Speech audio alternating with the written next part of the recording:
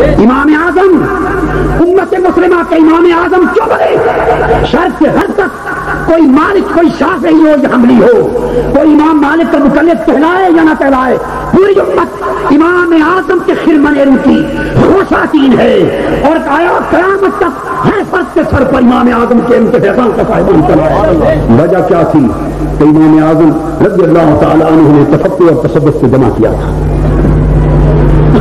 علم کوفہ میں بیٹھ کے پڑھتے تھے، تفکر کوفہ میں بیٹھ کے حاصل کرتے تھے، اور تصوف دریائے دجلہ کے کنارے جا کر بہلول مجذوب کی صحبت سے حاصل کرتے تھے۔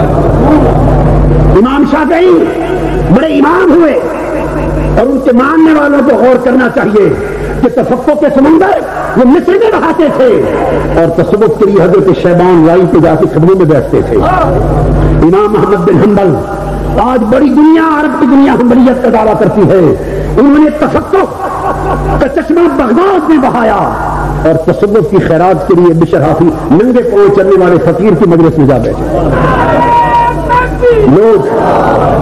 لوگوں نے پوچھا امام محمد بن حنبل یہ بشر حافی کے پاس کب جاتے ہیں؟ بشر حافی ننگے پاؤں بغداد کی گلیوں میں چلنے والا دیوانہ، لوگ جسے فرزانہ بھی نہیں سمجھتے۔ آپ کا مقام کہ شرط سے غرض تک مخلوق مسائل شریعت کے فہم کے لیے آپ کے پاس آتی ہے، آپ اس ننگے پاؤں چلنے والے فقیر کے پاس کیا لینے جاتے ہیں؟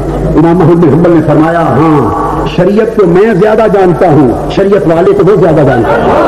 تم میرے پاس شریعت کی خبر لینے آتے ہو، اور خدا کی قسم میں حافی کے پاس شریعت والے کی خبر لینے جاتا ہوں۔ جب مجلس برخاست ہوتی ہے علم چلے جاتے، امام محمد بن حنبل حضرت حافی کے پاس جاتے اور آہستہ سے عرض کرتے یار کی کوئی بات تو سنا تو اللہ کی بات تو سنا دے۔ وہ یار بڑا کا یار لوگوں یاد رکھو، یہ مدرسوں سے نہیں ملتا، یہ کتابوں سے نہیں ملتا، یہ فقیہوں کی فتویوں سے ملتا ہے، یہ صوفیاء کی صحبت سے ملتا ہے، یہ اولیاء کی نظر کام سے ملتا ہے۔ عرض کیا کہ عالم وہی ہے جو خشیت الہی کا مالک